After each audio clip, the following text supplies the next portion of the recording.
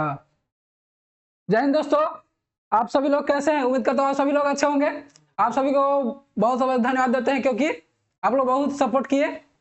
इसके अनुसार ये वीडियो हम रोज डेली अपलोड कर रहे हैं। और आज हम लेकर आ गए क्लास 10 का फिजिक्स ऑब्जेक्टिव क्वेश्चन जिसमें 25 है।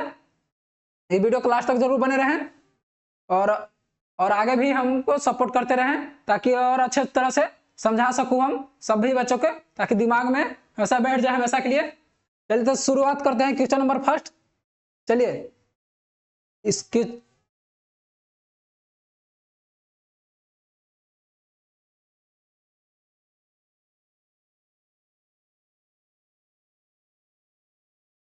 फर्स्ट बोल रहा है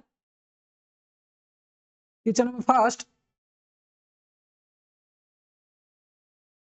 चलिए ओम के नियम में धारा विभवांतर और धारा का ग्राफ कैसा होता है? ओम के नियम में धारा और विभवांतर का ग्राफ कैसा होता है? तो कैसा होता है? वक्र रेखा होता है, सीधी रेखाएं होता है, वृत्ताकार होता है, प्रबलय होता है। राइट आंसर क्या हो जाएगा? इसका राइट आंसर क्या हो जाएगा? सीधी रेखाएं होता है। क्या होता है? सीधी रेखाएं होता है। क्वेश्चन नंबर सेकंड बोल रहा है, देखिए क्वेश्चन प्रतिरोध किस पर निर्भर नहीं करता है? जो प्रतिरोध होता है किस पर निर्भर नहीं करता है? प्रतिरोध किस पर निर्भर नहीं करता है? तो क्या होता है? तार की लंबाई पे, तार का अनुप्रस्थ क्षेत्रफल पे, तापमान पे, तार के रंग पे। इसका राइट आंसर क्या हो जाएगा? तो क्या होता है इसमें? तार की जो लंबाई होता है, प्रतिरोध होता है समानुपाती किसका होता है? तार की लंबाई का। यानी यदि तार की लंबाई घटेगा तो प्रतिरोध भी क्या होगा? घटेगा। तार की लंबाई घटेगा तो प्रतिरोध भी घटेगा। यदि तार की लंबाई बढ़ेगा तो प्रतिरोध भी बढ़ेगा। यानी मतलब प्रतिरोध जो है तार की लंबाई पर निर्भर करता है। ऑप्शन नंबर बी में है, बोल रहा है तार का अनुप्रस्थ क्षेत्रफल पे, तार का प्रतिरोध जो होता है तार का अनुप्रस्थ क्षेत्रफल का समानुपाती होता है। अनुप्रस्थ क्षेत्रफल का यानी व्युत्क्रमानुपाती हो 1/a होता है। क्या होता है? 1/a। यानी क्षेत्रफल, तार की लंबाई यानी तार का क्षेत्रफल बढ़ेगा तो प्रतिरोध क्या होगा? घटेगा। तार का क्षेत्रफल बढ़ेगा तो प्रतिरोध क्या होगा? घटेगा। यदि तार का क्षेत्रफल घटेगा तो प्रतिरोध क्या होगा? बढ़ेगा। तार का क्षेत्रफल घटेगा तो प्रतिरोध क्या होगा? बढ़ेगा। इस पे भी क्या करता है? निर्भर करता है। इस पे भी निर्भर करता है। यानी मतलब प्रतिरोध जो है अनुपात क्षेत्रफल निर्भर करता है। तापमान, क्वेश्चन नंबर नहीं, ऑप्शन नंबर सी में, ऑप्शन नंबर सी बोल रहा है तापमान पे, यानी प्रतिरोध जो होता है क्या होता है? तापमान की क्या होता है? समानुपाती होता है। क्या होता है? समानुपाती। ठीक है, समानुपाती। यानी टाइम यानी तापमान बढ़ेगा तो प्रतिरोध भी बढ़ेगा। यानी तापमान बढ़ेगा तो प्रतिरोध भी बढ़ेगा। यदि तापमान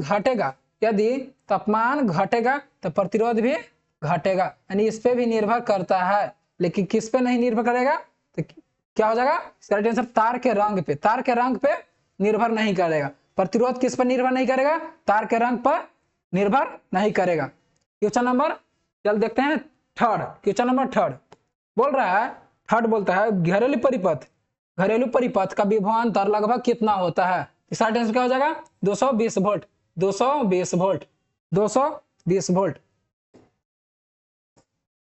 ऑप्शन ए में है 110, ऑप्शन बी में 220 वोल्ट, 440 वोल्ट सी में, और डी में 12 वोल्ट। इसका राइट आंसर क्या होगा? राइट आंसर क्या हो जाएगा? B. Right answer option number B 220 volt. 220 volt. बोल रहा है चौथा, क्वेश्चन नंबर चौथा बोल रहा है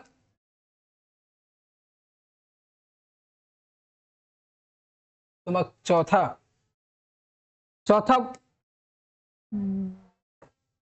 चुंबकीय क्षेत्र की इकाई क्या है? चुंबकीय क्षेत्र की इकाई क्या है? ऑप्शन ए में है एम्पियर, ऑप्शन बी में है टेस्ला, ऑप्शन सी में है वोल्ट, ऑप्शन डी में ओम। इसका राइट आंसर क्या हो जाएगा? तो एम्पियर जो होता है, एम्पियर होता है किसका होता है? धारा का। एम्पियर का ऐसे ही धारा का ऐसे ही मात्रक क्या होता है? एम्पियर। धारा किसका मात्रक होता है? नहीं, एम्पियर किसका मात्रक होता है? धारा का। धारा का ऐसे ही मात्रक एम्पियर। टेस्ला किसका होता है? चुंबकीय क्षेत्र का टेस्ला होता है। चुंबकीय क्षेत्र का टेस्ला होता है। वोल्ट किसका होता है? विभवांतर का ऐसा ही मात्रक वोल्ट। विभवांतर का ऐसा ही मात्रक वोल्ट होता है। विभवांतर का ऐसा मात्रक वोल्ट। ओम किसका होता है? प्रतिरोध का। ओम किसका होता है? प्रतिरोध का। ओम का ऐसे मात्रक क्या होता है? प्रतिरोध का ऐसे मात्रक क्या होता है? ओम होता है। मतलब चुंबकीय क्षेत्र इकाई क्या होता है? टेस्ला। क्वेश्चन नंबर 5, विद्युत धारा उत्पन्न करने का स्रोत है। विद्युत धारा उत्पन्न करने का स्रोत है। विद्युत धारा उत्पन्न करने का स्रोत है। धारा उत्पन्न करने का स्रोत कौन है? प्रतिरोध, बैटरी, बल्ब, फ्यूज। क्या होता है इसका राइट आंसर? होगा बल्ब होगा। किससे धारा उत्पन्न कर सकते हैं? बल्ब से, बैटरी से। बैटरी में कौन सी धारा? दिष्ट धारा। क्या होगा? दिष्ट धारा। दिष्ट धारा क्या होगा? Direct current, DC, direct current. इसमें धारा का फ्लो क्या होता है? एक दिशीय होता है, एक ही ओर धारा का प्रवाह होता है। धारा का प्रवाह एक ही ओर है, ये ज्यादा खतरनाक नहीं होता है। इसमें रासायनिक परिवर्तन से क्या होता है? इसमें रासायनिक अभिगति से विद्युत धारा में उत्पन्न होता है। क्वेश्चन नंबर 6, क्वेश्चन नंबर 6 बोल रहा है फ्लेमिंग का दाएं हाथ का नियम किससे संबंधित है? फ्लेमिंग का दाएं हाथ का नियम किससे संबंधित है? फ्लेमिंग किससे? विद्युत मोटर से, विद्युत जनित्र से, ट्रांसफार्मर से और विद्युत हीटर से। इसका राइट आंसर क्या हो जाएगा? विद्युत जनित्र। विद्युत जनित्र किससे? विद्युत जनित्र। विद्युत मोटर किसके है? बायां हाथ। बायां हाथ किससे? बायां हाथ से। बायां हाथ से क्या है? विद्युत मोटर। विद्युत मोटर। क्वेश्चन नंबर 7,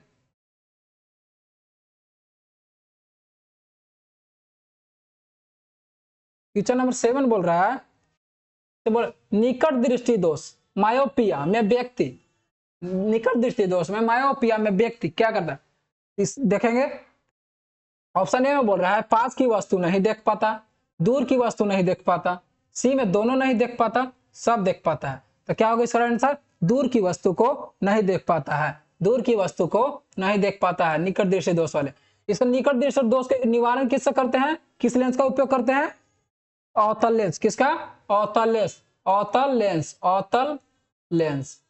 अवतल लेंस का उपयोग करते हैं निवारण के लिए, अवतल लेंस। और दूरदृष्टि के लिए उत्तल।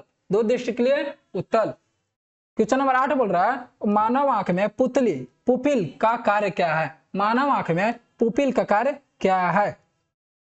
ऑप्शन ए में है प्रकाश को फोकस करना, प्रकाश बी में है प्रकाश की मात्रा नियंत्रित करना, प्रकाश सी में है रंग पहचानना और ऑप्शन नंबर डी में है प्रतिबिंब बनना। इसका आंसर क्या हो जाएगा? प्रकाश की मात्रा को नियंत्रित करता है। जो पुतली होता है प्रकाश की मात्रा को क्या होता है? नियंत्रित करता है। यानी अधिक प्रकाश में पुतली का आकार छोटा हो जाता है और कम प्रकाश में पुतली का आकार बहुत बड़ा होता है। यानी अधिक प्रकाश में पुतली का आकार बहुत छोटा हो जाता है और कम प्रकाश में पुतली का आकार बहुत बड़ा हो जाता है। इसको क्या करता है? प्रकाश की मात्रा को नियंत्रित करता है। प्रकाश की मात्रा को नियंत्रित करता है। प्रकाश की मात्रा को नियंत्रित करता है। क्वेश्चन नंबर 9, क्वेश्चन नंबर 9 देखेंगे।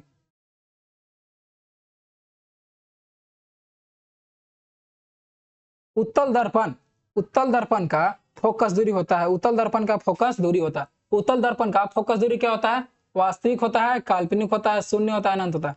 इसको धनात्मक होता है, लेकिन इसमें भी वास्तविक दिया है तो वास्तविक में धनात्मक होगा। क्या होगा? वास्तविक होगा। क्या होगा?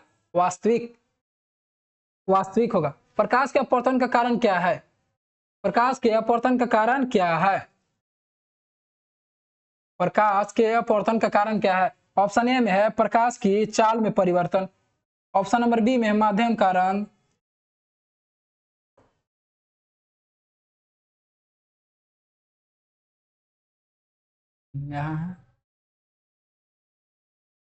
बोल रहा है प्रकाश के अपवर्तन का कारण क्या है? प्रकाश की चाल में परिवर्तन, माध्यम का रंग में परिवर्तन, माध्यम का आकार में और प्रकाश की तीव्रता में। तो क्या होगा? माध्यम की चाल में। माध्यम की चाल में परिवर्तन होगा तब क्या होगा? प्रकाश के अपवर्तन का कारण होगा। Option number B, option number A right answer. Option number A right answer. Question number 11, question number 11, question number 11 की ओर चलते हैं। बोल रहा है किसी माध्यम का अपवर्तनांक किस पर निर्भर करता है? किसी माध्यम का अपवर्तनांक म्यू जो होता है, अपवर्तनांक ऐसे मात्रक नहीं होता। अपवर्तनांक ऐसे मात्रक नहीं होता। किसी माध्यम का अपवर्तनांक किस पर निर्भर करता है? किस पर निर्भर करता है? प्रकाश के रंग पे, माध्यम की प्रकृति पर, दोनों ए और बी पर, किसी पर नहीं। इसका राइट आंसर क्या हो जाएगा? इसका राइट आंसर क्या हो जाएगा? माध्यम के रंग पर अति करता है, अपवर्तनांक माध्यम की प्रकृति पर करता है, ए और बी होगा, सी में दोनों हो जाएगा, ए और बी, ए और बी, ए और बी। 12 क्वेश्चन नंबर 12 बोल रहा है ध्वनि तरंगों में स्पीडन कंप्रेशन क्या है? कंप्रेशन क्या है? ध्वनि तरंगों में संपीड़न कंप्रेशन क्या है? कम दाब का क्षेत्र है, अधिक दाब का क्षेत्र है, शून्य दाब निर्वात है, क्या है? राइट आंसर क्या हो जाएगा? राइट आंसर हो जाएगा अधिक दाब का क्षेत्र है, अधिक दाब का क्षेत्र होता है ध्वनि तरंग में संपीड़न। क्वेश्चन नंबर 13 देखते हैं, क्वेश्चन नंबर 13।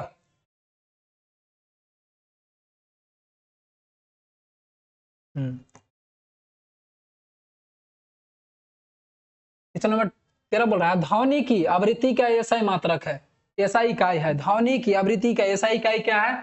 ऑप्शन ए में है मीटर, डेसिबल, हर्ट्ज और जूल। फिर क्या होगा? आवृत्ति का ऐसा मात्रक क्या होता है? हर्ट्ज होता है। क्या होता है? हर्ट्ज होता है। क्या होता है? हर्ट्ज होता है। और डेसिबल किसका होता है? ध्वनि की तीव्रता, ध्वनि की तीव्रता का ऐसा मात्रक क्या होता है? डेसिबल।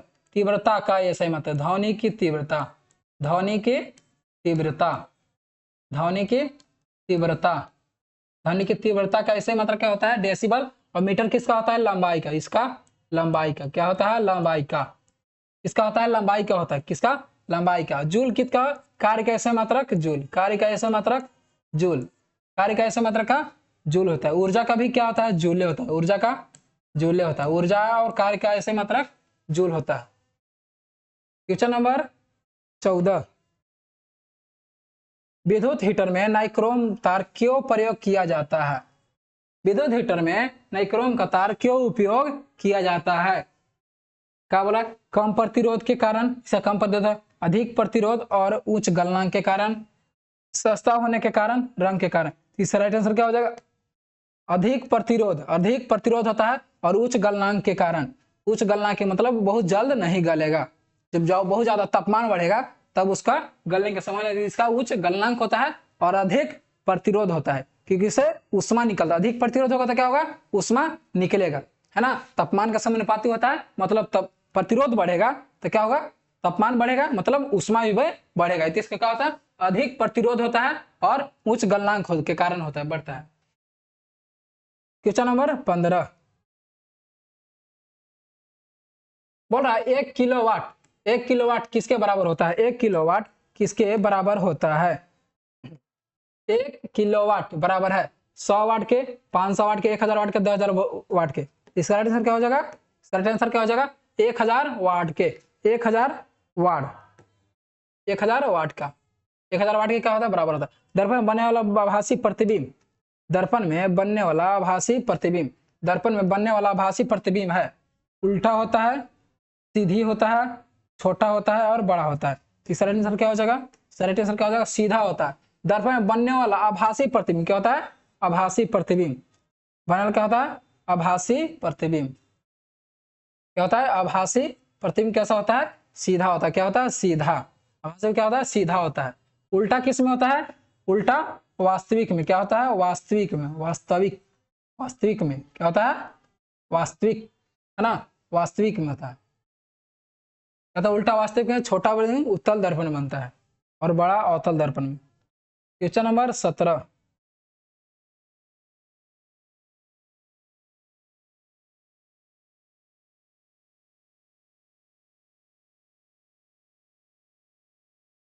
श्रेणी क्रम सीरीज में संयोजन में धारा क्या होता है? अलग अलग होता है, समान होता है, शून्य होता है, बदलती रहती है। यानी श्रेणी क्रम में जो धारा जोड़ते हैं वो क्या होता है? धारा बदलता है, अलग रहता है, या शून्य होता है, या बदलती रहती है। तो क्या होता है? समान होता है। धारा क्या होता है? समान, अचर रहता है, समान धारा रहता है। जैसे मान लो यहाँ परिपथ है, परिपथ, यहाँ बैटरी जोड़ देंगे, स्विच रहेगा,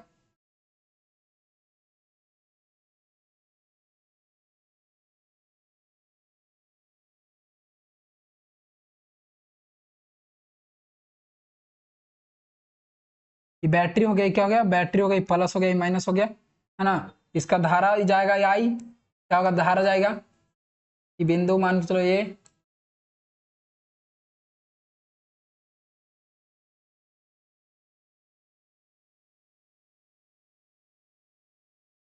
बिंदु ये है, ये बिंदु बी है, ये बिंदु सी है।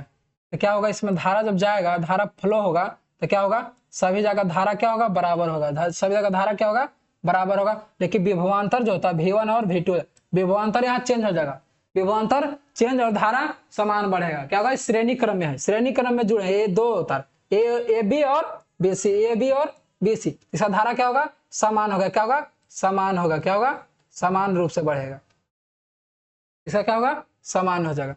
बोल रहा है 18, क्वेश्चन नंबर 18, 18 बोल रहा है समांतर संयोजन का लाभ क्या है, समांतर संयोजन का लाभ क्या है, समानांतर संयोजन का लाभ है, समानांतर का लाभ है क्या, सभी युक्तियां एक साथ बंद होती है, सभी युक्तियां में समान विभवांतर, धारा कम हो जाती है, प्रतिरोध बढ़ जाती है। इसका राइट आंसर क्या हो जाएगा, इसका राइट आंसर क्या हो जाएगा, सभी युक्तियां में समान विभवांतर होता है। जब समांतर संयोजन में क्या होता है, समानांतर, जैसे यहाँ पे श्रेणी क्रम में था, इसमें क्या करेंगे, समानांतर क्रम में सभी को जोड़ेंगे, क्या करेंगे, सभी को जोड़ेंगे समानांतर क्रम में, यहाँ जोड़ दिया समानांतर क्रम में।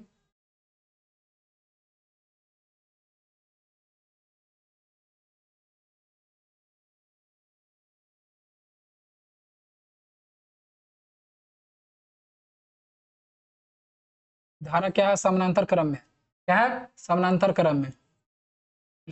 तो क्या होगा, विभवांतर जो होता है बराबर होता है, क्या होता है, विभवांतर बराबर होता है, क्या होता है, विभवांतर बराबर होगा। लेकिन धारा जो होगा, धारा क्या होगा, अलग अलग होगा, I1 हो जाएगा, I2 हो जाएगा, और क्या होगा, I3। यानी इसमें क्या लगा हुआ है, कोई उपकरण लगा हुआ, क्या है, उपकरण, क्या लगा हुआ, उपकरण लगा हुआ है। इसमें क्या होगा, सभी युक्तियों में समान विभवांतर होगा। क्या होगा, विभवांतर क्या होगा, समान, विभवांतर क्या होगा, समान हो जाएगा। कब समानांतर क्रम में रहेगा तब, श्रेणी क्रम में रहेगा तब विभवांतर अलग अलग हो जाएगा। चलिए क्वेश्चन नंबर 19, चुंबकीय क्षेत्र रेखाएं कभी, चुंबकीय क्षेत्र रेखाएं कभी, चुंबकीय क्षेत्र रेखाएं कभी सीधी होती है, एक दूसरे को काटते हैं, वक्र, बंद वक्र होती है, और ऑप्शन डी में टूट जाती है। तो क्या होता है, बंद वक्र होता है, बंद वक्र होता है, क्या होता है, बंद वक्र होता है, क्या होता है, बंद वक्र की तरह होता है। चुंबकीय क्षेत्र रेखाएं कभी एक दूसरे को नहीं काटती है, कभी एक दूसरे को प्रतिच्छेद नहीं करती है। 19, क्वेश्चन नंबर 20, क्वेश्चन नंबर 20, विद्युत फ्यूज किस सिद्धांत पर कार्य करता है, विद्युत फ्यूज किस सिद्धांत पर कार्य करता है, चुंबकीय प्रभाव, रासायनिक प्रभाव, ऑप्शन नंबर बी में, ऑप्शन नंबर सी उष्मीय प्रभाव, ऑप्शन डी प्रकाशीय प्रभाव। तो इसका राइट आंसर क्या होगा, उष्मीय प्रभाव पर, क्या पर, उष्मीय प्रभाव पर करता है, क्या फ्यूज क्या है, उष्मीय प्रभाव पर। क्वेश्चन नंबर 21, क्वेश्चन नंबर 21, कर अधिक आवृत्ति वाली ध्वनि कैसी होती है, अधिक आवृत्ति वाली ध्वनि कैसी होती है। तो ऑप्शन ए में है ऑप्शन ए में तीव्र है, ऑप्शन बी में मंद धीरे धीरे होता है, ऊंची यानी तीखी आवाज में होता है, धीमी होता है, क्या होता है, उच्च आवाज में होता है, क्या होता है, उच्च आवाज में, क्या है, उच्च आवाज में होता है, क्या है, उच्च आवाज। ऑप्शन नंबर सी।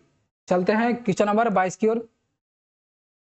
एक इक को सुनाई देने के लिए न्यूनतम दूरी कितनी होनी चाहिए, एक इक को सुनाई देने के लिए न्यूनतम दूरी कितनी होनी चाहिए, इक को सुनाई देने के लिए न्यूनतम दूरी कितनी होनी चाहिए, इक को सुनाई देने के लिए न्यूनतम दूरी कितनी होनी चाहिए, 8, ऑप्शन ए में 8.5 मीटर, 10 मीटर, ऑप्शन सी में 17 मीटर, ऑप्शन बी में है 20 मीटर। तो इसका आंसर क्या हो जाएगा, 17 मीटर, क्या हो, 17 मीटर रहेगा तो इसका सुनाई देगा आसानी से। ऑप्शन क्वेश्चन नंबर 23, उत्तल लेंस का आवर्धन कब ऋणात्मक होता है, उत्तल लेंस का आवर्धन कब होता है, ऑप्शन ए में आभासी प्रतिबिंब में होता है, वास्तविक प्रतिबिंब में होता है, हमेशा, कभी नहीं। इसका राइट आंसर क्या हो जाएगा, इसका राइट आंसर क्या हो जाएगा, वास्तविक प्रतिबिंब रहता है तो आवर्धन माइनस होता है, और काल्पनिक प्रतिबिंब रहता है तो आवर्धन प्लस होता है। जब आवर्धन प्लस रहेगा तो क्या होगा, वास्तविक होगा, आवर्धन प्लस होगा तो वास्तविक नहीं, आवर्धन जब प्लस होगा तो जो प्रतिबिंब बनेगा आभासी बनेगा, आवर्धन जब यदि माइनस होगा तो क्या होगा, प्रतिबिंब वास्तविक बनेगा, प्रतिबिंब क्या बनेगा, वास्तविक बनेगा, तो ऋणात्मक होगा, आवर्धन क्या होगा, ऋणात्मक हो जाएगा। यदि आवर्धन का मान धनात्मक होगा तो प्रतिबिंब कैसा होगा, आभासी होगा।